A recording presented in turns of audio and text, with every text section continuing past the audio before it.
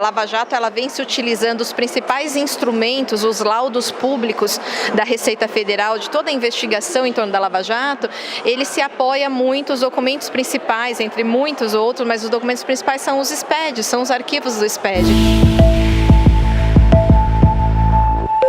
Há cerca de um ano eu entrevistei a Dulce Marchiori, que é especialista na área fiscal, na difícil área fiscal brasileira. Eu volto a conversar com ela, ter esse prazer. Tudo bem, Dulce?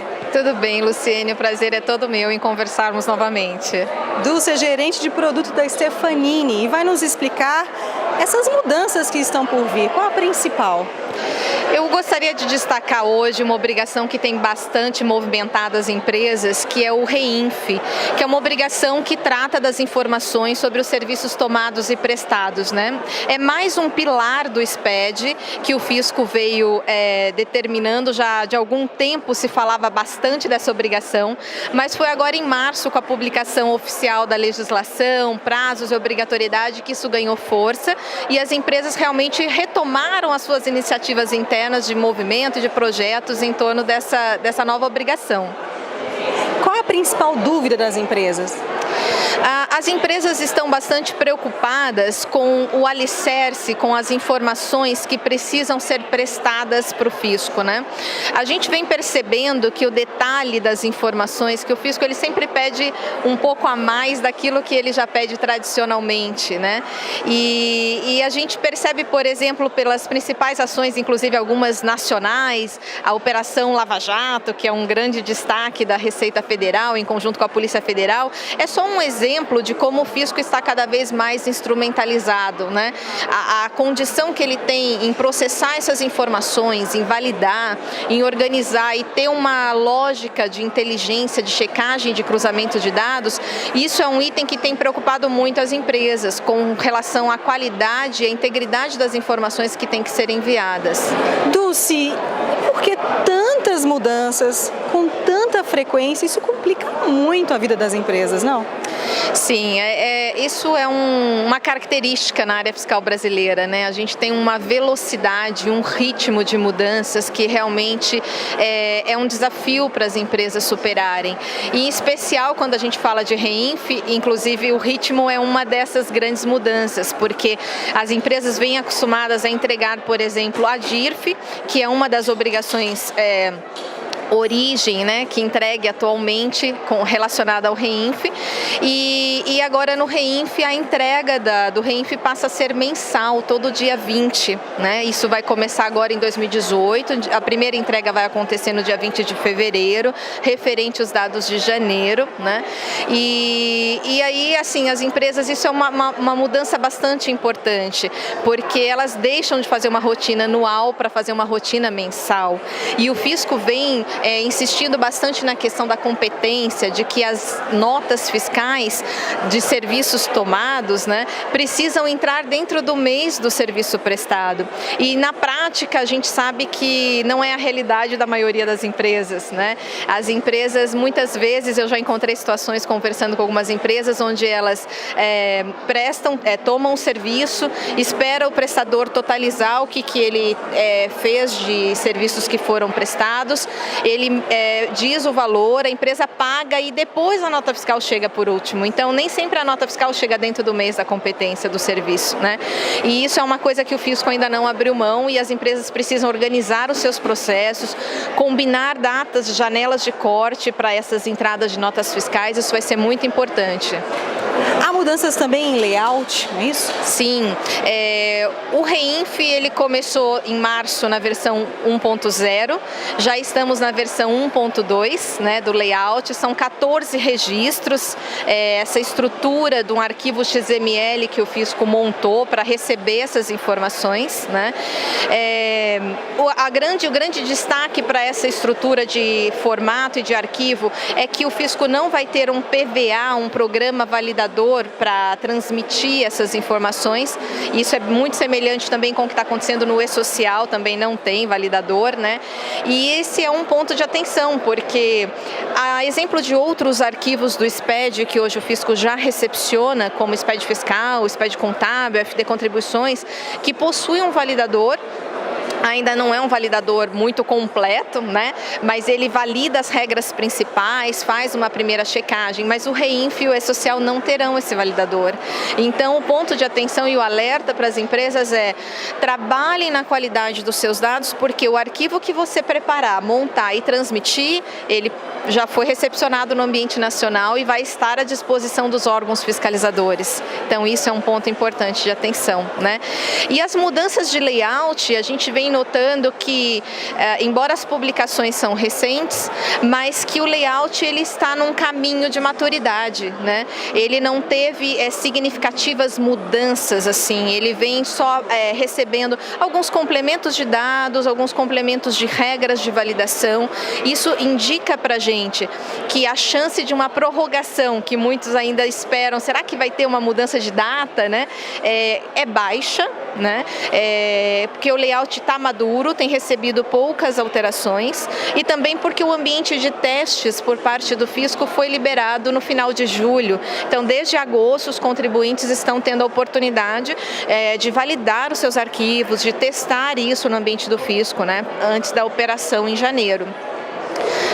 Então, assim, a gente nunca pode afirmar com toda certeza sobre os prazos e sobre as intenções da Receita, né? Mas a gente percebe pelos indícios, e a chance é que a prorrogação realmente tenhamos aí baixas perspectivas de mudança de data. Agora vamos à parte que dói no bolso. Caso a empresa não cumpra ou cometa algum equívoco, o que é comum num processo de mudança, quais são as penalidades? As penalidades, elas são as mesmas aplicáveis para o projeto SPED como um todo.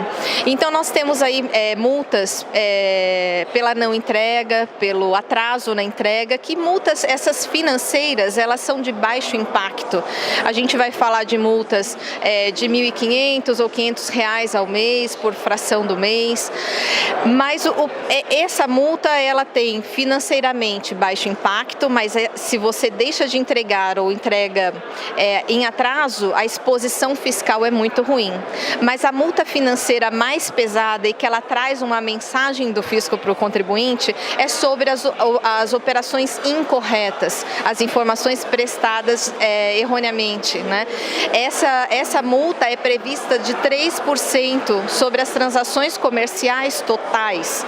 Então, não falamos só de faturamento, né? Essa é a multa mais pesada.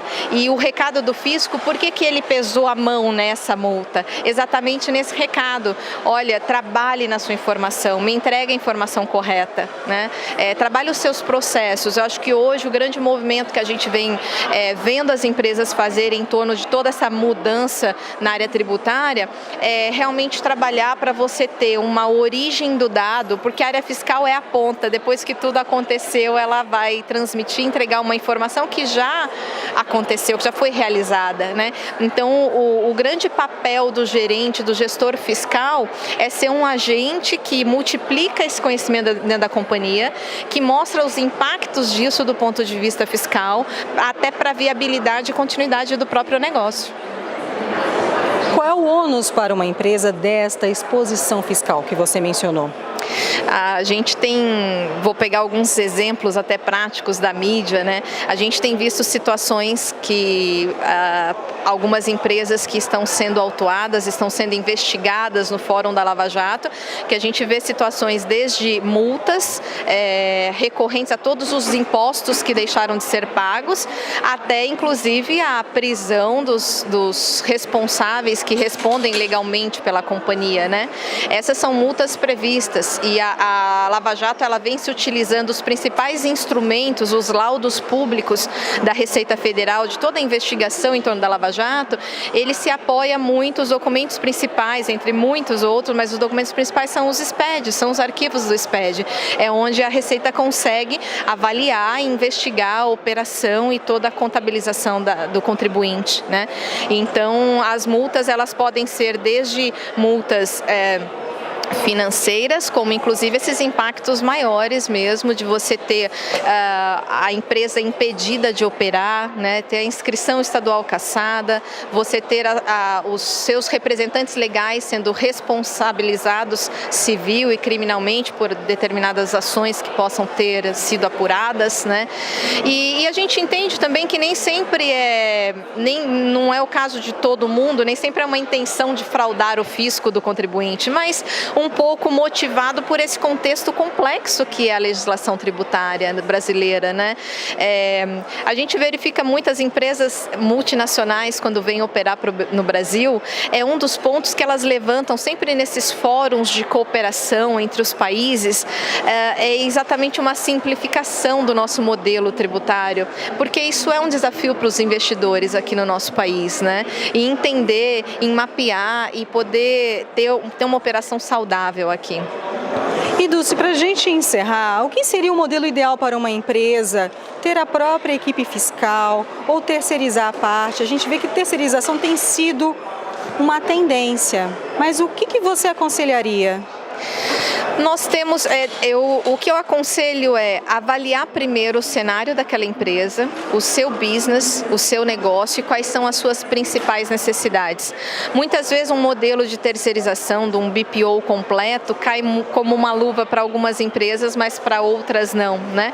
E a gente pode estudar em formatos diferentes, pode estudar desde ferramentas que ajudem a automatizar os processos, a dar uma maior governança para o dia a dia da área fiscal, como também braços, porque quando a gente fala de terceirização, a gente está falando desse apoio complementar, que as empresas geralmente têm áreas fiscais muito enxutas, com poucas pessoas.